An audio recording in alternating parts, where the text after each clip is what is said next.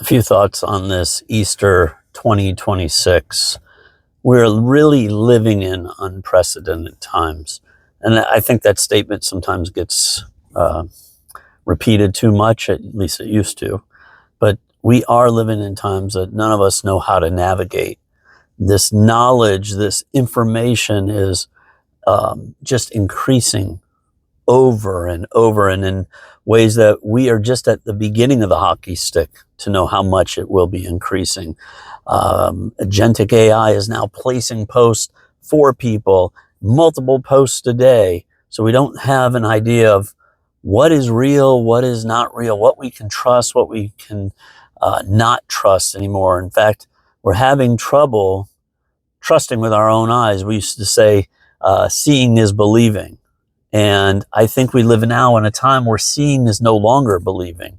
In fact, we don't even trust when things are probably right.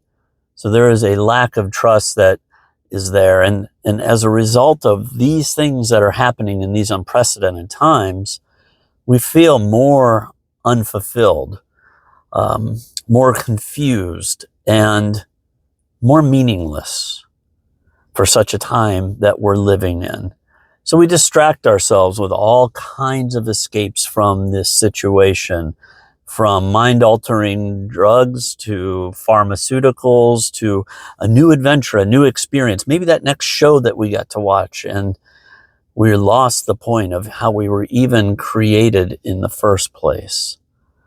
We place our hope and desire in escaping this reality. And in fact, if you see on most TV shows, they will place the reality of it is this. Well, we have a hard time with reality now. In fact, our reality's become altered. So when that happens, we feel almost like Pilate did and say, what is truth? What is reality anymore?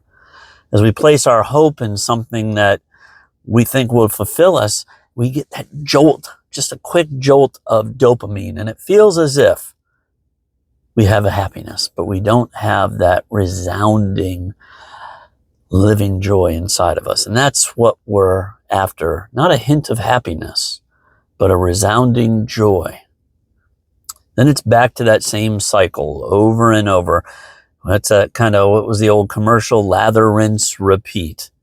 And we do this over and over. And I remember the definition of insanity being if you do the same thing over and over and expect different results.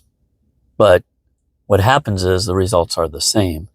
Meaninglessness until we find another distraction. So we want to run away from these things. But our inner man, our soul, is vexed. And it's no wonder we live in such cognitive confusion today. And you say, wow, that's a wonderful Easter message. I thought you might talk about Jesus or the resurrection or something like that. But I think it's good to spell out where we find ourselves in society, where many of us find ourselves in our families, and many of us just find ourselves in our own thoughts whenever we have time to stop infinitely scrolling and getting that next hit of dopamine. We have time to think through that this is really the way that we find ourselves. So where could you put your hope? You know, religion will sell you Jesus and then the do list for Jesus. Religion will sell you in all kinds of different religions. But Jesus came to abolish that. He came to fulfill that religious system. And how does he do that? He goes to the cross. He takes man's scorn. It wasn't God that put him on the cross. It was man's scorn, man's anger. They called out for Barabbas to be let free instead of Jesus. They were okay with somebody that was wicked, but somebody that had no fault because it was a threat to their religious system. That's not what Jesus came after. He didn't come to set up a new religious system.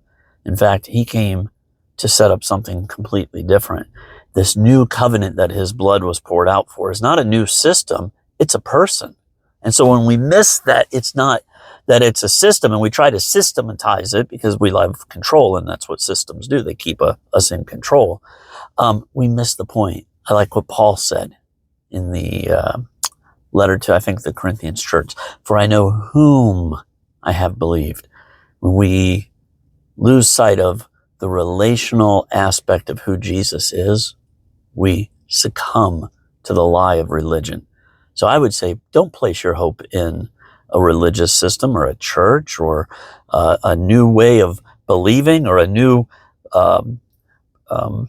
guru that comes out with some new systems. They all will fall vain. This has happened time after time.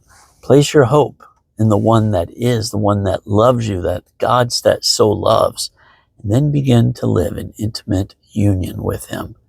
That was the whole purpose of him coming, so that we could be completely back in union with God, be as one. And as a result of that, because heaven is the domain of God, and ours is where God goes to live when we are united with him, we live with him forever in his domain. That's where I place my hope today. I would say, place your hope in Jesus. There's no special prayer. There's no special this, but fix your eyes on the author and perfecter of faith. Faith is God persuading you that these things are true and accurate. Now go after him. Go after Jesus. Read the book of John and begin to say, God, if you're real, I want you to make yourself known to me. He makes a promise in there that his sheep will hear his voice. You begin to listen to that inner voice of God. And then, as you've come to him with weariness and all that are heavy laden, he will give you rest. He is our peace. He is our rest. He is our hope. And that's my Easter message, to go back to him being the very hope. You may have known him as your hope early on, but go back to him today and know the hope that is in him and the goodness of God in you.